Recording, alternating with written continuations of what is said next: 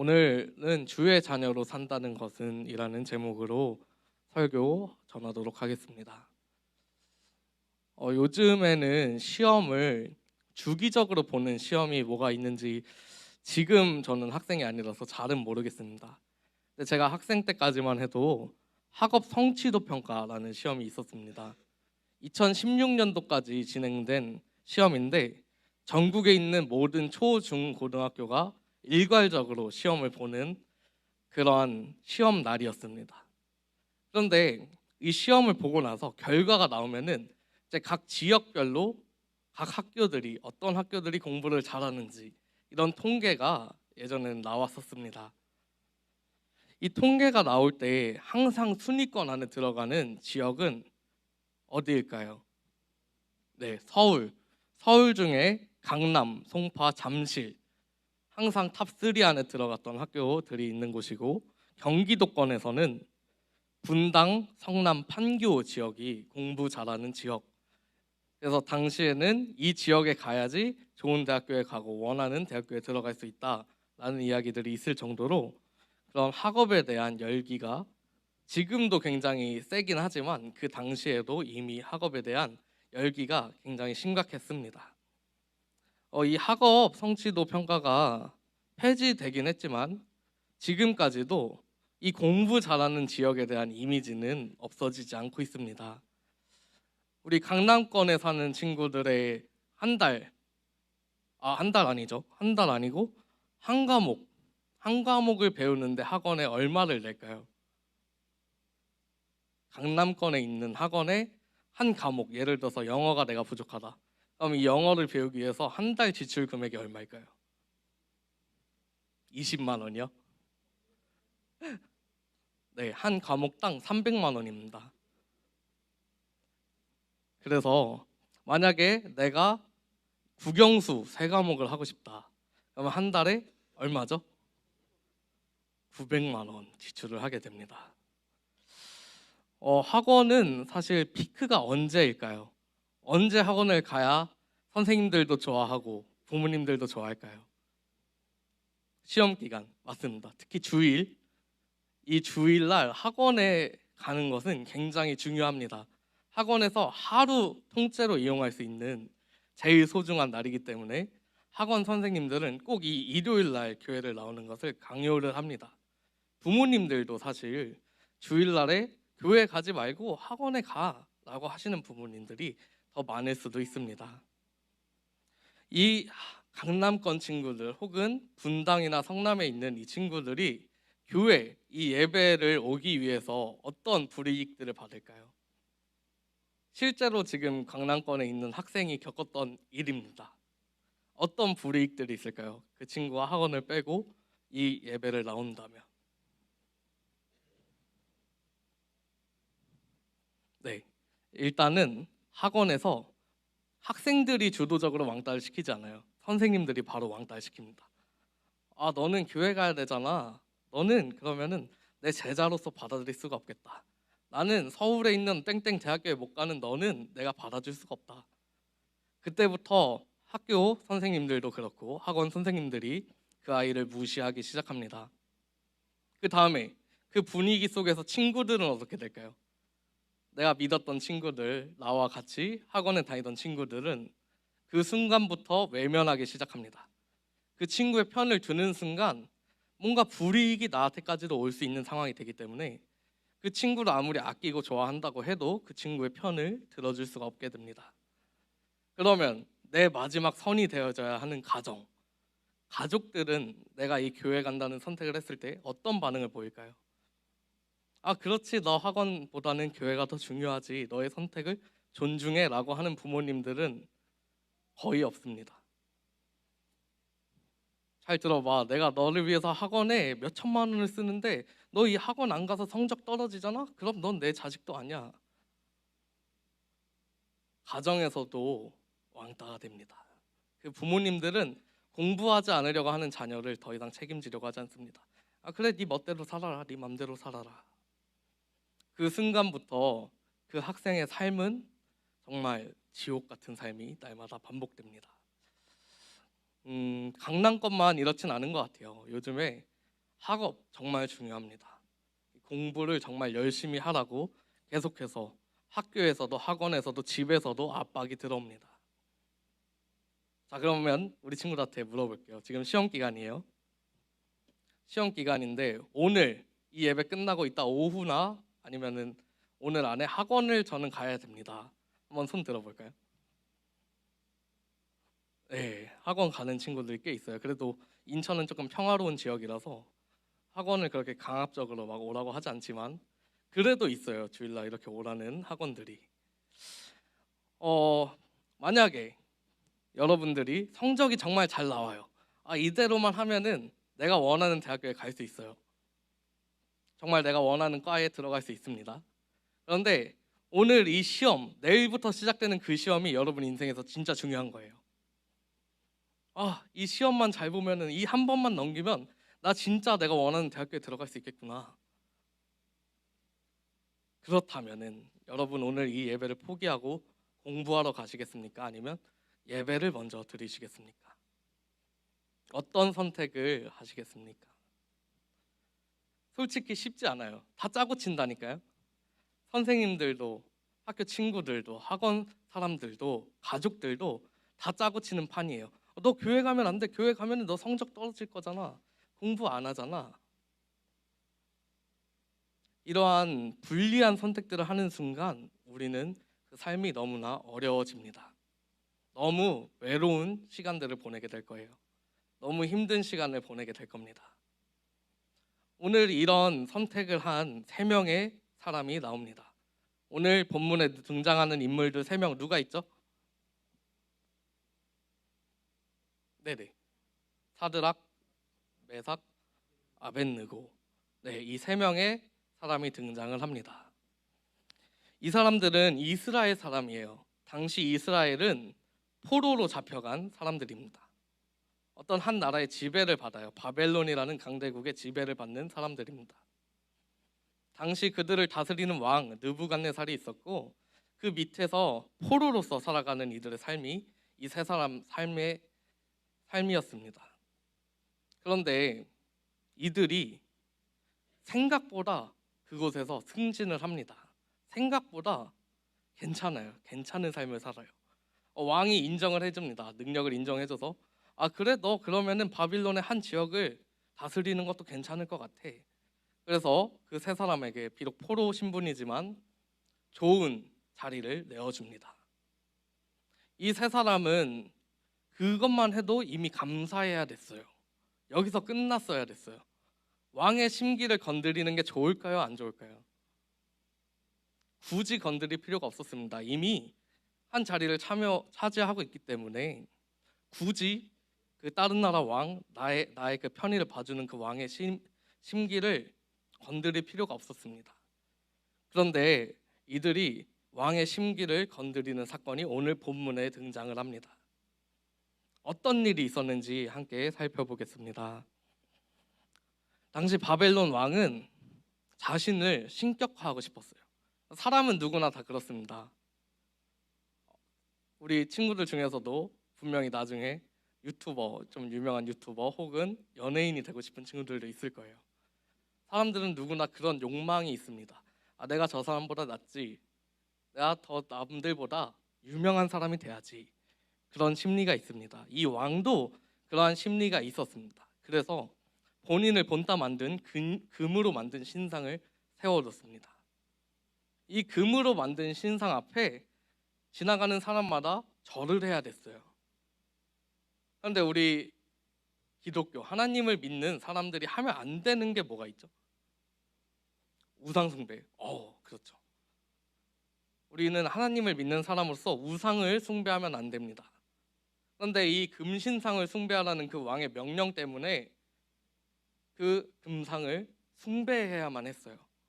그런데 이 세 사람은 절대 하지 않겠다고 말합니다. 사실 이들이 이 자리를 차지하고 있는 것에 대한 불만을 가지고 있는 사람들이 있었어요. 저 사람들 포로들인데 왜 바벨론은 다스리지? 평소에 불만을 갖고 있던 사람들에게는 기회였습니다. 그렇지, 잡혔다, 이거다. 그래서 바로 왕에게 고발을 합니다. 왕이시여 보십시오. 저 3명의 무리들이 왕을 무시합니다. 저들에게 바벨론을 맡겨선 되겠습니까? 라고 하면서 왕의 심기를 불편하게 만듭니다. 그래서 왕은 어떻게 했죠? 그들을 사랑으로 보듬어줬나요? 뭐 그럴 수도 있지.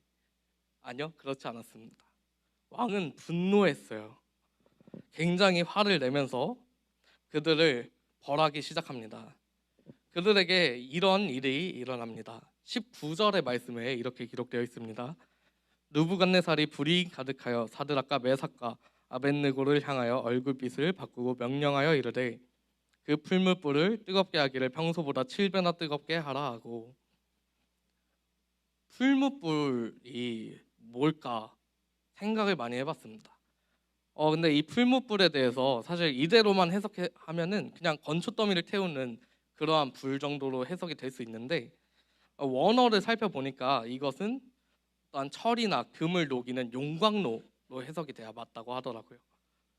자, 용광로에 사람이 들어가면 어떻게 될까요? 우리 이과생들한테 한번 여쭤볼게요. 철이 녹는 온도 좀 아시는 분 있으신가요? 충현 선생님 아마 아실 수도 있어요. 설마 문과 쪽이신가요?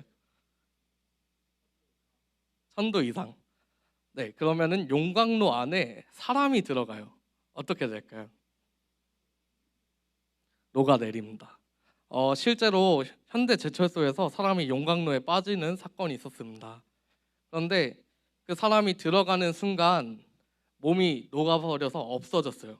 그래서 그 사람 장례를 어떻게 했냐면은 거기 있는 철 부분을 떠서 삽으로 떠서 식힌 다음에 그 사람 시체 대신에 그 철 앞에 이렇게 제사상을 차려놓고 그렇게 그를 위로해줬다고 합니다. 용광로에 사람이 들어가면 그 순간 녹아서 사라지는 거예요. 이 불이 얼마나 뜨거웠냐면은 그들을 붙잡았던 병사들을 태워 죽입니다. 그 사람들이 그 불 속에 들어간 게 아닌데 그 불똥이 튀어서 그 뜨거운 불똥 때문에 그 세 사람을 붙들었던 병사들이 타서 죽어버립니다. 자, 여러분 앞에 이런 상황이 생겨요. 자, 내가 오늘 학원을 가야 되는데 학원을 가지 않고 예배를 선택했습니다. 그래서 부모님이 열이 받아요. 열이 받아서 여러분을 뭔가 불이익을 주려고 합니다. 용돈이 깎일 수도 있어요. 친구들을 만나지 못할 수도 있습니다. 핸드폰을 뺏길 수도 있습니다. 그런데 여러분은 이런 상황이 왔을 때 어떻게 하시겠습니까? 눈앞에 사람은 불이익이 보일 때 그 불이익을 생각하지 않습니다. 그것을 따라가려고 하지 않습니다. 어떻게 하면 이 상황을 모면할지부터 생각해요. 그러나 다니엘의 이 세 친구들은 그것은 신경 쓰지 않았습니다. 자신이 죽을 수도 있는 그 상황이었지만 다니엘의 세 친구는 그 선택을 하지 않았습니다. 그 자리에서 그냥 한 번만 빌면 됐어요. 왕이시여 죄송합니다. 제가 잘못 생각했습니다. 제가 금신상 앞에 절하겠습니다. 이 한마디만 했으면 살 수 있었어요. 그러나 그들은 끝까지 주의 자녀로 살아가는 선택을 합니다. 그 결과는 어떻게 되었을까요? 성경에 어떻게 나와 있습니까? 그들이 끔찍하게 죽었더라, 녹았더라, 이렇게 끝납니까? 다니엘의 세 친구 이야기. 어떻게 끝나는지 우리 함께 말씀을 통해서 보겠습니다. 28절에서 28절 말씀입니다. 어차피 제가 저기 준 게 아니기 때문에 같이 성경 말씀을 찾아가면서 보기 원합니다. 다니엘서 3장 27절에서 28절 말씀, 27절 28절 말씀 함께 읽겠습니다. 총독과 지사와 행정관과 왕의 모사들이 모여 이 사람들을 본즉 불이 능히 그들의 몸을 해하지 못하였고 머리털도 그을리지 아니하였고 겉옷 빛도 변하지 아니하였고 불탄 냄새도 없었더라. 느부갓네살이 말하여 이르되 사드락과 메삭과 아벳느고의 하나님을 찬송할지로다. 그가 그의 천사를 보내사 자기를 의뢰하고 그들의 몸을 바쳐 왕의 명령을 거역하고 그 하나님 밖에는 다른 신을 섬기지 아니하며 그에게 절하지 아니한 종들을 구원하셨도다. 아멘. 이 말씀이 오늘 우리가 함께 보고 있는 실제로 일어난 하나님께서 역사하신 일입니다. 여러분들은 성경을 믿으십니까? 하나님의 말씀이 진짜라는 것을 믿으십니까? 진짜 믿으세요? 정말로 믿으세요? 이 일어났던 일은 거짓된 허구의 일이 아닙니다. 그냥 우리가 봤을 때는 너무 거짓말 같아요. 어떻게 사람이 용광로에서 그렇게 걸어 다닐 수가 있어요? 털끝 하나 다치지 않을 수가 있어요. 그런데 하나님은 하나님의 자녀로 살아가는 자들을 버리지 않으셨다. 이 이야기의 핵심은 이것입니다. 하나님은 주의 자녀로 사는 선택을 하는 자녀들을 결코 포기하지 않으신다는 것입니다. 이 세 명의 다니엘의 세 명의 친구들, 이 선택을 한 후에 어떻게 되었을까요? 살아서 돌아왔습니다. 하나님과 동행했습니다. 그리고 마지막에 이들에게 더 큰 권력들이 부여되기 시작합니다. 우리는 때로는 신앙생활을 거꾸로 알고 있을 때가 너무 많은 것 같아요. 공부 먼저 해야지, 좋은 대학교 먼저 가야지, 그래야지 내가 나중에 하나님을 더 섬길 수 있지 않을까. 그러나 이 성경의 원리는 그 반대입니다. 하나님의 자녀로 살았을 때 그 뒤에 다른 것들이 따라오는 거지, 다른 것들을 먼저 따라간다고 해서 당신들의 삶이 변하지 않는다라는 것을 성경에서는 명확하게 기록되어 있습니다. 오늘 설교는 여러분들에게 고난을 받으라는 설교입니다. 주의 자녀로 살았을 때 찾아오는 그 고통 가운데 여러분들도 동참하기를 바라는 설교입니다. 사실 이 설교는 좀 최악의 설교예요. 누가 사랑하는 자식들에게 불구덩이로 뛰어가라고 합니까? 누가 사랑하는 자녀들에게 가시밭길을 가라고 합니까? 목회자가 사실 이 강대상 앞에서 그 말을 하는 것은 최악이에요. 저는 여러분을 정말 좋아합니다. 그래서 잘 됐으면 좋겠어요. 성공했으면 좋겠습니다. 이 세상 가운데서 좀 떵떵거리면서 살았으면 좋겠어요. 그런데 오늘 이 설교에서는 여러분들한테 제발 가시밭길 좀 가라고, 제발 아프라고, 제발 뜨거움을 좀 경험하라고 이야기하고 있습니다. 자, 이 이야기를 우리 삶에 적용해 보겠습니다. 우리 선생님들도 그렇고 학생들도 그렇고 이 주의 자녀로 산다는 그 결단을 하는 순간 분명 여러분들과 친했던 친구들이 떠나기 시작할 겁니다. 여러분들을 사랑했던 부모님들이 여러분을 협박하기 시작할 겁니다. 너 씨 교회가 미쳤어? 이 중요한 시기에 친구들이 여러분을 따돌리기 시작할 겁니다. 더 나아가서 여러분을 물리적으로 괴롭힐 수도 있어요. 뭐 교회 가냐, 뭐 장난하냐?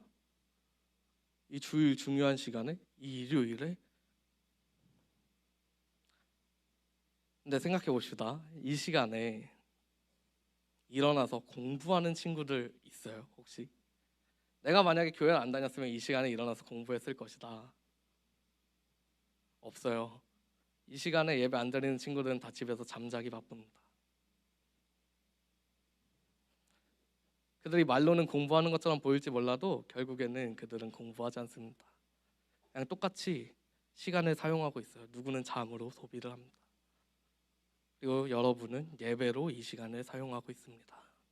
이 중요한 시간을. 근데 이왕 온 거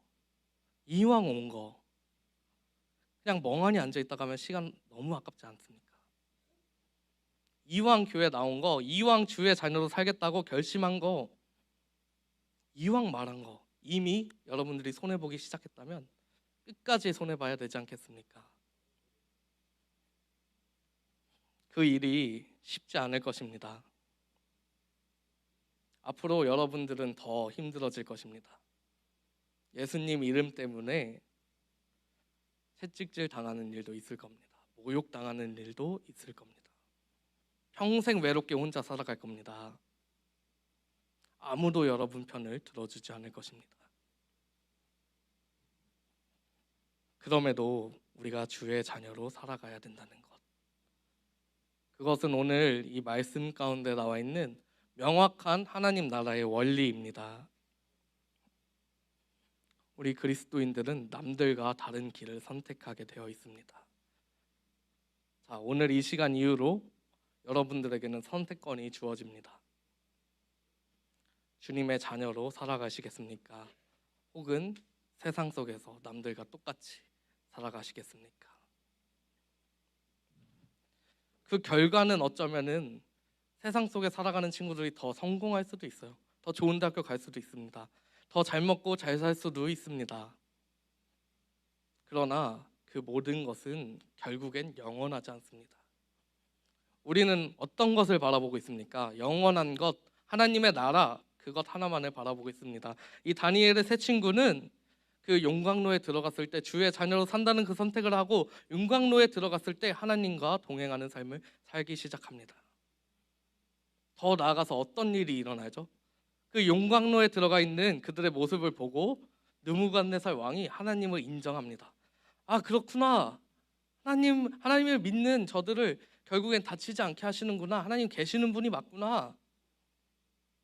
이제는 여러분들 삶에 그러한 변화들이 일어날 겁니다. 고통이 시작되는 순간부터 여러분들로 인해서 주변 사람들이 하나님을 알아가기 시작할 겁니다. 그렇게 살아가는 우리 학생부, 우리 이 자리에 참석한 예배드리는 예배자 모두 그렇게 살아가기를 간절히 소망합니다.